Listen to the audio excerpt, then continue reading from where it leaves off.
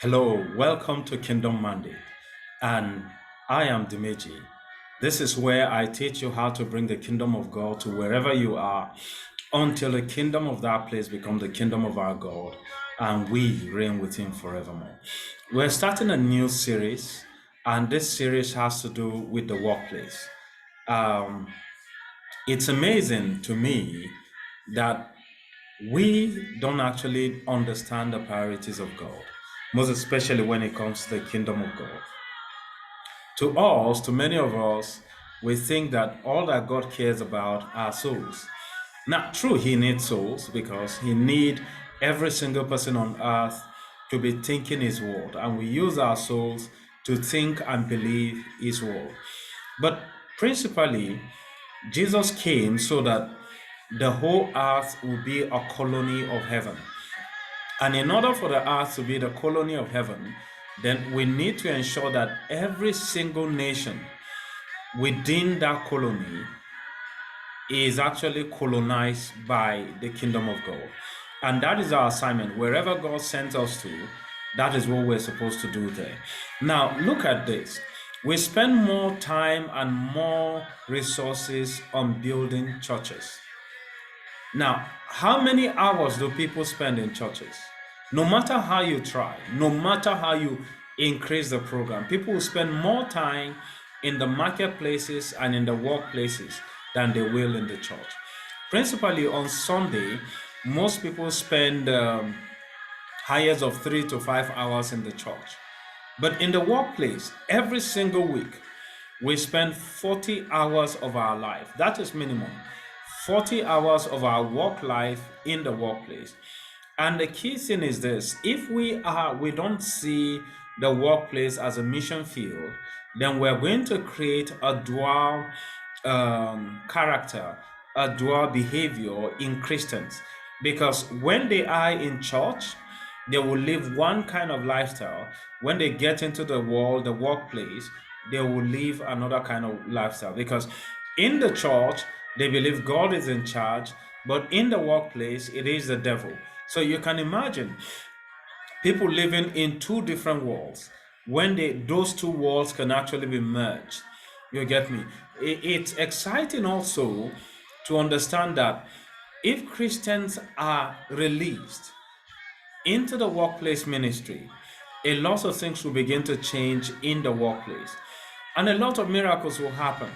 And not only miracles will happen, but you'll find more people from the workplace streaming back into the church because they will come to the church and be asking, how can we want to learn about your God? And you see, that is a prophecy in Isaiah chapter 2 that the nations will come to us because they want to know about our God. So why don't we begin to prepare people? 40 good hours of their life spent in the workplace trying to earn a living.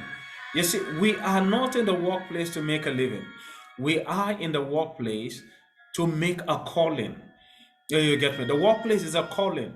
It is not just a place where you make money, then you take your money and you come and give it to the church. No, 40 hours of your life, God must be interested in that particular time because God will not want you to waste that much of your time doing absolutely nothing.